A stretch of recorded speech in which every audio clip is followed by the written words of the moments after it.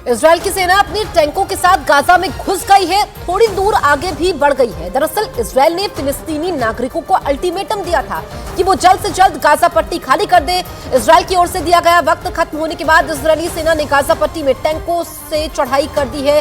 तस्वीर आप देखिए, गाजा पट्टी में इजरायली सेना घुस चुकी है, टैंकों के साथ यहां पर इजरायली सेना मौजूद है। दरअसल यहां पर पहले ही फिलिस्तीनियों को अल्टीमेटम दिया गया था कि वो गाजा पट्टी को खाली कर दे, और अब जानकारी ये भी है कि सेना के घुसने के साथ साथ इजरायल वहां पर इंटरनेट सेवा भी बंद कर देगा।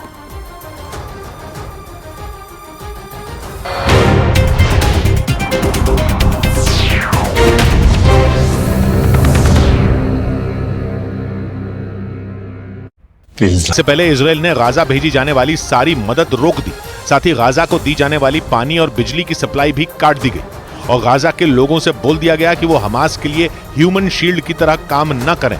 इजरायल ने अचानक ये ऐलान इसलिए किया क्योंकि वो रिहायशी इलाकों में बनी सुरंगों को निशाना बना रहा है। जहां मिसाइलें गिरने पर हमास के आतंकी तो मारे जाएंगे ही, आम लोगों की भी जान जाएगी। और इसीलिए इजरायल ने लोगों को सुरक्षित जगह जाने के लिए बोल दिया, जिसके बाद गाजा में खलबली मच गई।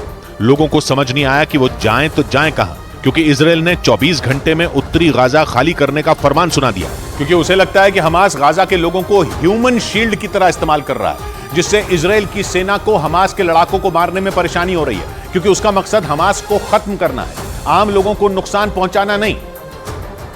लेकिन गाजा शहर में चल रही भयंकर जंग में बच्चों और महिलाओं समेत आम लोगों की मौत भी हो रही है। यही नहीं, इजरायल को लगता है कि वो हमास के लिए ह्यूमन शील्ड बन रहे हैं, जिसका मतलब यह हुआ कि हमास के लड़ाके गाजा के आम लोगों को सामने करके पीछे से वार कर रहे हैं, जिससे उनकी मौत हो रही है। क्योंकि जंग के दौरान दुश्मन खुद को बचाने के लिए ऐसे लोगों को सामने कर देता है जिससे दूसरे पक्ष की दुश्मनी नहीं होती और वो उन पर वार नहीं करना चाहता।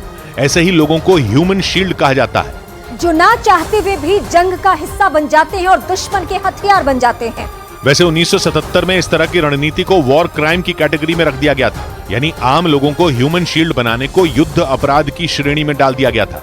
लेकिन इजरायल का कहना है कि हमास के लड़ाके इन नियमों को नहीं मानते और अपनी जान बचाने के लिए गाजा के लोगों की बलि चढ़ा देते हैं, और इसीलिए उसने लोगों से उत्तरी गाजा छोड़ने के लिए बोल दिया, जिस पर इजरायल और संयुक्त राष्ट्र में ठन गई, क्योंकि इजरायल का फरमान सुनते ही संयुक्त राष्ट्र भड़क गया और उसने उत्तरी गाजा खाली करने के फरमान पर इजरायल के अधिकारियों से स्पष्टीकरण मांग लिया। यही नहीं, खबर आई कि संयुक्त राष्ट्र के महासचिव ने इस मामले पर इजरायल के अधिकारियों से फोन पर भी बात की।